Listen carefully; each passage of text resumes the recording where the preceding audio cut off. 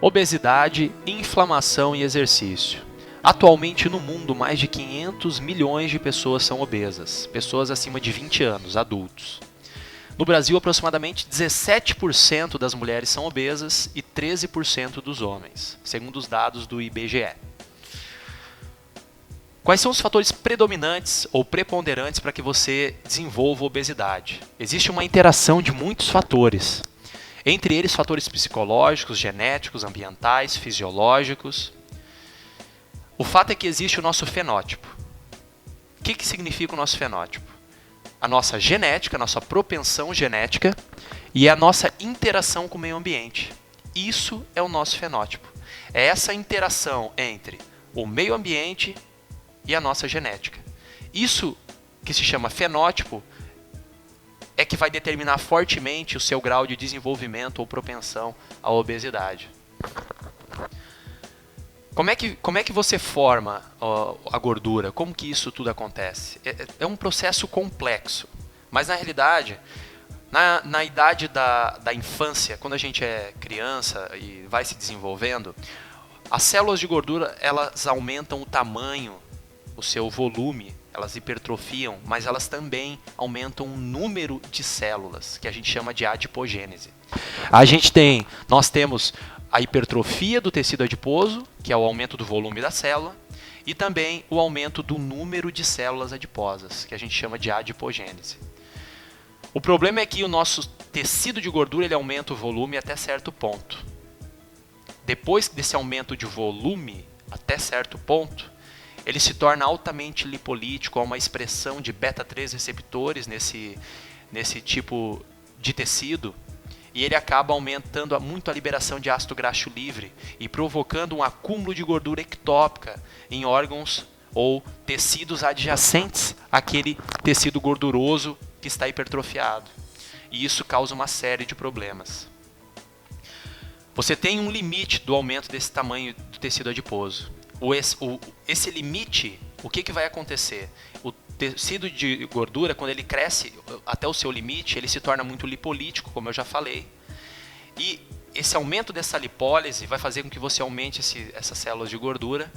E essas células de gordura que você aumentou o número, processo chamado de adipogênese, podem também crescer, hipertrofiar-se e aumentar cada vez mais o processo da obesidade, que é caracterizado pelo aumento do tamanho do adipócito e do número das células de gordura, o número de adipócitos. Então você tem um processo de hipertrofia do tecido de gordura, dos adipócitos, e um processo de hiperplasia do tecido de gordura, do adipócito, que é o aumento do número da célula de gordura. Essa mistura, então, caracteriza fortemente a obesidade.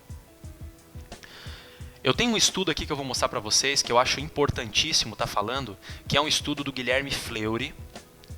Obesidade, inflamação e exercício, foco sobre o TNF-alfa e a interleucina 10. Já vou explicar isso para vocês.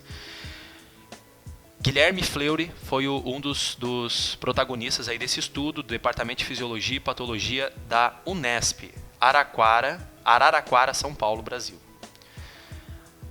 Vocês têm agora uma imagem aí na tela.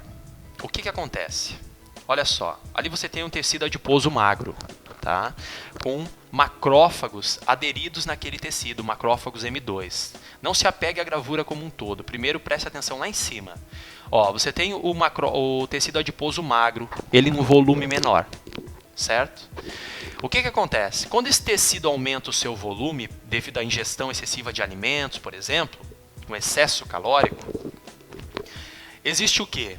Esse tecido ele fica comprimido de uma certa forma. E por essa compressão desse tecido, comprime vasos sanguíneos próximos a esse tecido adiposo hipertrofiado. Isso gera hipóxia, falta de oxigenação nesse tecido, infiltração de macrófagos e inflamação. E a inflamação gerada nesse tecido vai fazer o quê? Com que você libere substâncias com características ou propriedades inflamatórias no tecido.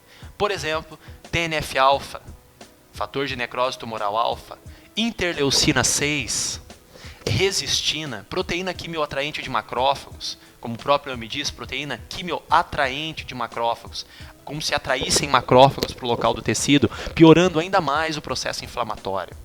O fato que você tem que entender disso aqui é que quando o tecido aumenta o seu volume, ele se torna mais lipolítico, conforme eu já falei, ele aumenta a quantidade de liberação de ácido graxo livre, prejudicando os tecidos adjacentes, e também aumenta o processo inflamatório desse tecido, começando a sinalizar para a linhagem branca, né, de leucócitos, por exemplo, e essa sinalização vai fazer com que esse aumento do tecido de gordura gera a falta de oxigenação local também no tecido, infiltração de macrófagos e aí sim um aumento da linhagem branca do tecido, de processos inflamatórios no tecido por causa da liberação do TNF-alfa.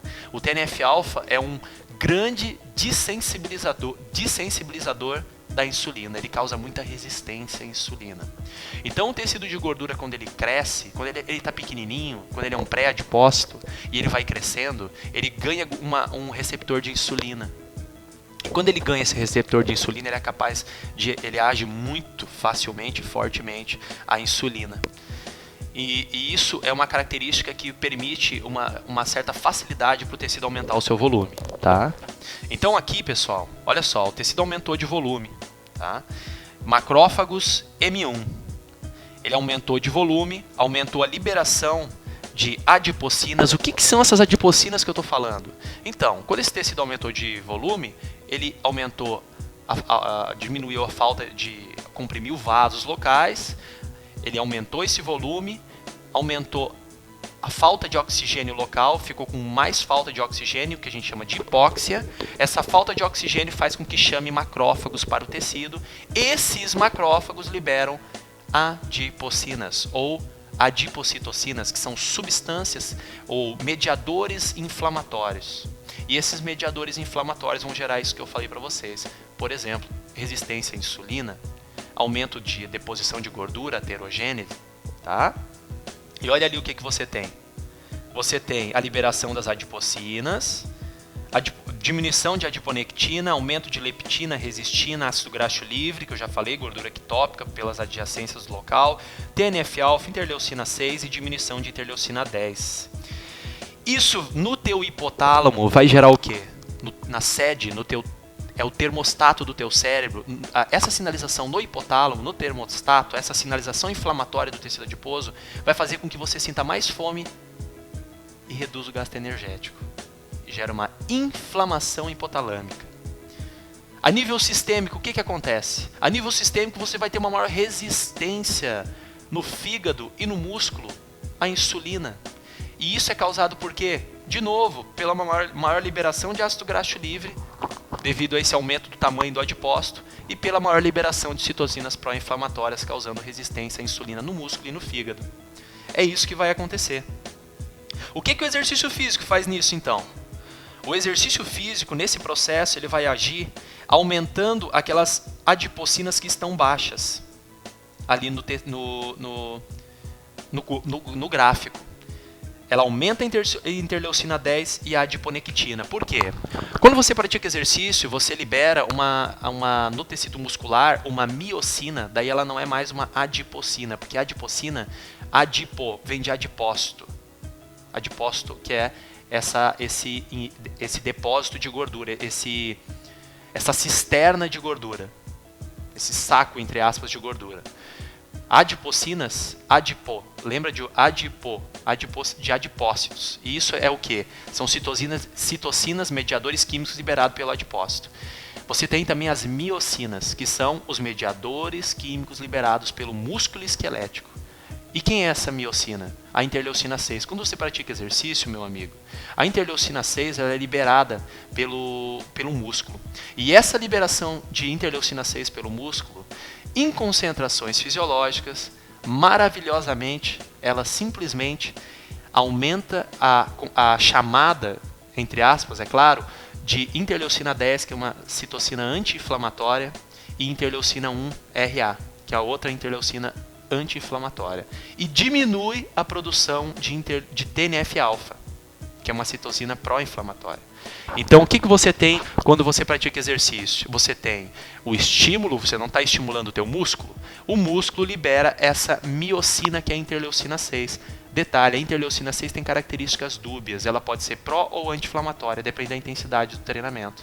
Então, nesse caso, ela, numa intensidade relativamente interessante para esse tipo de processo, ela vai estar sendo ativada em concentrações fisiológicas, mais uma vez falando, a interleucina 6 tem caráter anti-inflamatório e inclusive acionando citocinas de caráter também anti-inflamatório, como a interleucina 10, que eu já falei, e interleucina 1RA, e diminuindo a produção de TNF-alfa, que é uma interleucina pró-inflamatória. Esse é o efeito do exercício físico, um dos efeitos, são vários os efeitos do exercício físico. O exercício físico vai estar colaborando que você reduza também seu percentual de gordura, diminuindo todo esse processo ectópico também e inflamatório, né, da obesidade.